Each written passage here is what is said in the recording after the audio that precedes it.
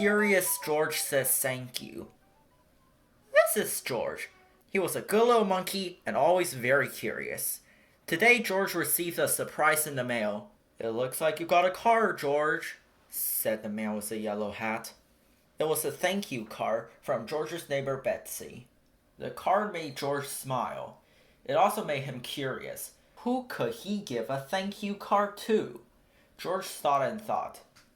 He could send one to the Science Museum director, Dr. Lee, who had shown George her favorite collection of dinosaur fossils.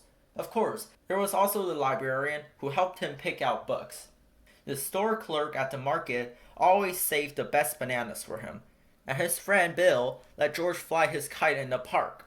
George had so many people to thank, he had to get started right away. First he gathered paper, envelopes, crayons, and stickers. Then he got to work. The man with the yellow hat walked in to find George covered from head to toe. Oh, George, what are you doing? George held up Betsy's card and pointed to the papers scattered around him. Oh, I see, George, said his friend. You're making your own thank you cards. What a nice idea. Would you like some help?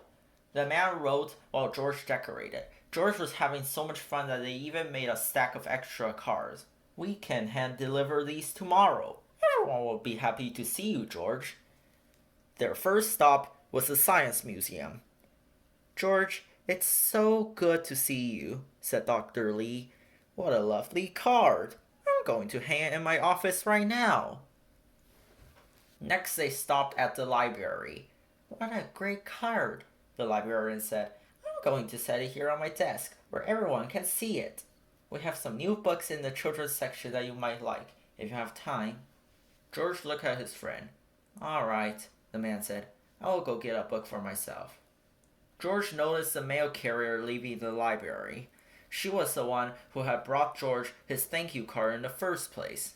He wanted to give her one of his cards too. George hurried out the door. Could he catch her in time?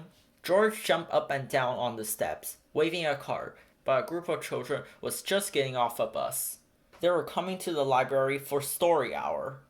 George couldn't see which way the mail carrier had gone. But, oh, there was a streetlight nearby.